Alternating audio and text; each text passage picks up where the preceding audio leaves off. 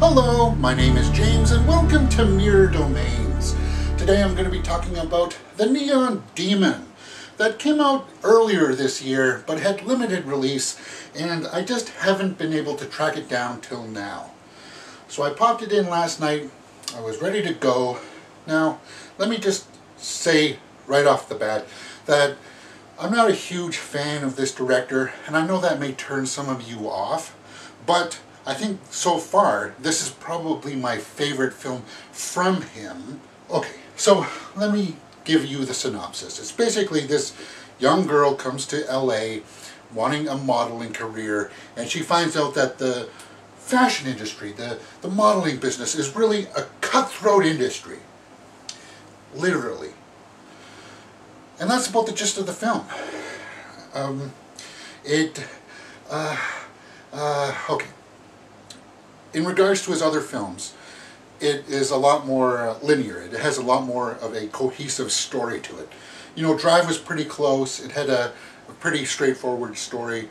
But again, with this movie, I found that it had the same problems as Drive, that it took a little too much time with these timeouts, with these, oh, let's pause here and let's take a look at this imagery kind of stuff.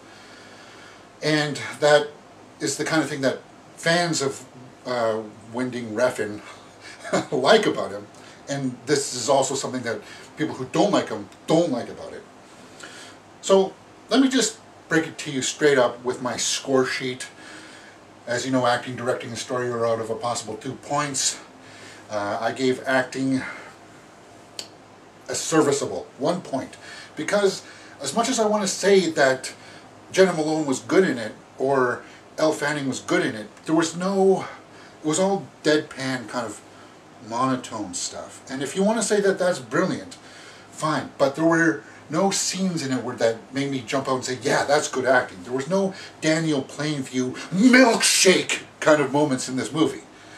And yeah, okay, so moving on, directing. Now, this is where I gave the most points. 1.5, because it was well executed. It looked like he handled the actors well for what they were doing, as monotone as they were, and they had some good cinematography and all that kind of stuff. So I gave 1.5 for the directing. Story, well, as I said, is pretty straightforward. I guess some people want to say that it's a horrific third act, but you know what, I'm a horror junkie, so if you think that that stuff was horrific, it's tame. The third act is tame in the sense of its horrific elements. So for that, I gave a 1 for the story. Moving on to the cinematography and score that are out of 1 point each. The cinematography is the best part of this film. It is the one highlight that I would say about it.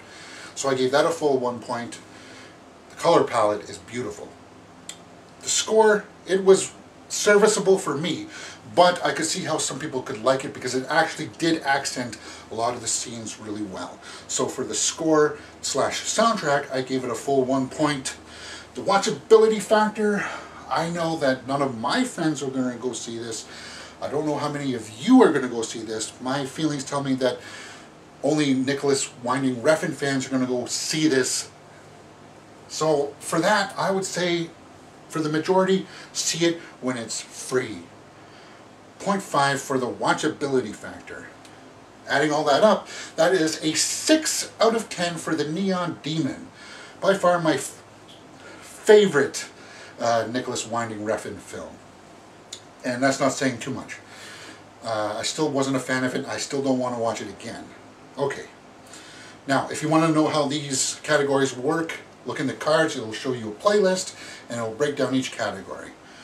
Alright, that's it. If you've liked what you've seen, please hit that thumbs up button and subscribe. Fuji, we already made a movie about that same forest.